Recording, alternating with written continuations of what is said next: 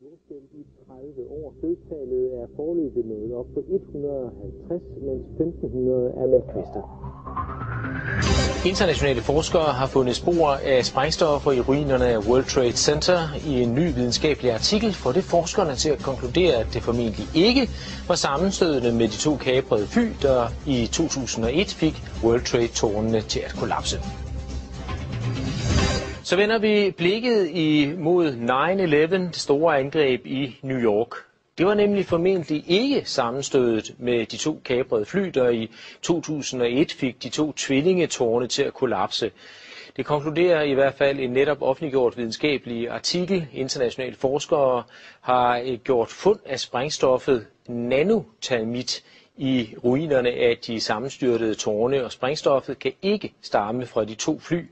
Tværtimod tyder undersøgelserne på, at det formentlig i forvejen var anbragt i bygningerne, og der er altså tale om flere tons sprængstof. Niels Harrit, du har sammen med 8 andre forskere lavet den her artikel, hvor I konkluderer, at det formentlig var stoffet nanotermit, som forårsaget sammenstyrtningerne i de her bygninger. Hvad er nanotermit for en størrelse? At vi har fundet nanotermit i støvet fra sammenstyrtningen af World Trade Center. Vi siger ikke, at der kun blev brugt nanotermit. Men nanotermit, hvis jeg skal forklare, hvad det er, så den sidste del af ordet termit, det er en gammel opfindelse faktisk fra 1893, som er en blanding af aluminium og pulveriseret rust, som hvis det reagerer med hinanden, udvikler en enorm varme. Der dannes ved reaktionen jern, som er 2500 grader varmt, og det kan man bruge til at svejse med, det har man gjort, det er meget nyttigt, men det kan også bruges til at smelte andet jern. Men i nanoteknologien, der bliver alting meget mindre. Så de her to pulver, som man lavede i 1893, er nu om dagen nogle bitte små partikler, som er blandet umådeligt godt med hinanden. Og det betyder, at når de reagerer, så udvikles denne her enorme varme meget hurtigere. Og samtidig kan man tilsætte andre stoffer, således at nanotermitter både kan virke som noget, der giver en masse varme, men det kan også virke som et meget effektivt sprængstof. Faktisk er der mere energi i nanotermitter, end der er i almindelige sprængstof og dynamit. Og man kan også bruge det som raketsprængstof, så det kan bruges til det hele. Jeg var inde og google på nanotermit, og der er faktisk ikke skrevet så forfærdeligt meget om det. Er det et bredt anerkendt videnskabeligt stof, som man opererer med, eller er det så nyt, at det er næsten ukendt for mange andre fagfolk? Altså det er en samlet betegnelse for en masse materialer, energetiske materialer, der har energi. Og hvis der ikke er så mange, der kender det, så skyldes det måske, at civile forskere, som jeg, ikke beskæftiger sig normalt med sprængstoffer til hverdag. Og med hensyn til mine kolleger inden for det militære forskningsapparat, så må du hellere spørge dem, fordi jeg ved jo ikke, hvor meget de er på forkant med nanoteknologi. Men altså, I har fundet det her stof i World Trade Center, og hvorfor mener I, at det har fået bygningerne til at kollapse? Ja, det er jo sprængstof, og hvorfor skulle det ellers være der?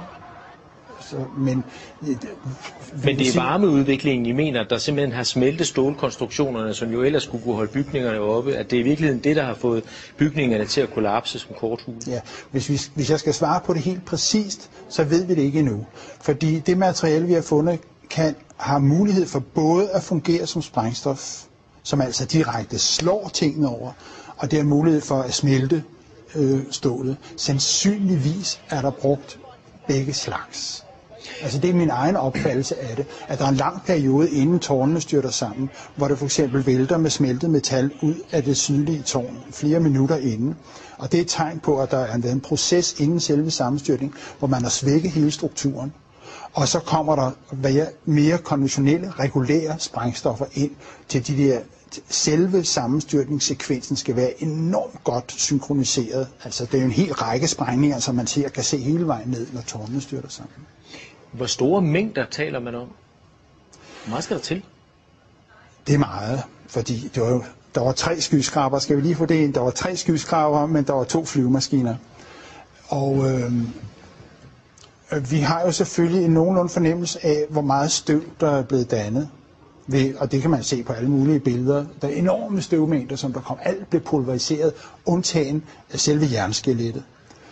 Og vi ved nogenlunde, hvor meget rester vi har fundet af ureageret termit. Det er the loaded gun, det her. Det er ikke det, der er blevet brugt. Det er det, der på en eller anden grund ikke har reageret. Og så, vi snakker om tons, vi snakker om over 10 tons, måske 100 tons. 10 tons, 100 tons i 3 bygninger? Ja. Og vi taler altså ikke om materiale, som normalt indgår i bygninger af skyskrabere? Nej. Det er super avanceret materiale, det her. Men hvordan placerer man sådan noget i skyskrabere på alle etagerne? Altså hvordan man får det ind? Ja. På paller? Ja, det vil jeg da. Altså, hvis jeg skulle transportere til meter, ville jeg da kørt ind på paller. Først en lastbil, og så kørt ind på paller. Hvorfor har man ikke opdaget det noget før? Eller før? Hvem skulle opdage det? Portneren for eksempel, altså at man kører rundt med 10-100 tons nanotermit, som man placerer på etagerne i store sække, eller jeg ved ikke, hvad man gør. Altså, det undrer mig bare, at man ikke har opdaget det. Jamen, det spørgsmål skal du jo som journalist stille til det firma, som stod for kontrollen, for sikkerhedskontrollen i World Trade Center. Men I er i hvert fald ikke i tvivl om, at materialet har været der? Ja, det er som videnskab. Du kan ikke rigtig snyde der, at vi har fundet det. Og det er ureageret termit. Hvilken modtagelse har jeres artikel fået rundt omkring i verden? Altså det er jo helt ny viden for mig også. Ja. Nu udkom den altså i fredags, så det kan vi ikke rigtig sige endnu. Men der er ikke så stor nyhedsværdi i det her, som du måske tror. Fordi at de 3 skyskrabere blev revet ned, det er der 100.000 vis af mennesker over hele verden, der ved. Fordi det har været krystalklart længe af mange andre grunde, end jeg kommer med her. Det her, det er kun det sidste søm i kisten. Altså, fordi, som sagt, det er ikke the smoking gun, det her, det er the loaded gun. Og antallet af mennesker, som indser, at World Trade Center bliver revet ned, de vokser med tusindvis om dagen. Det er ikke noget, du bare sådan kan stoppe, så det skal nok komme. Hvordan kan det være, at man ikke har opdaget, at der har været nanotermit i bygningerne tidligere? Altså, vi har jo snart 10 års jubilæum på terrorangrebet, og det kan jo egentlig undre, at man ikke har fundet det tidligere. Altså i støvet, mener du? Ja.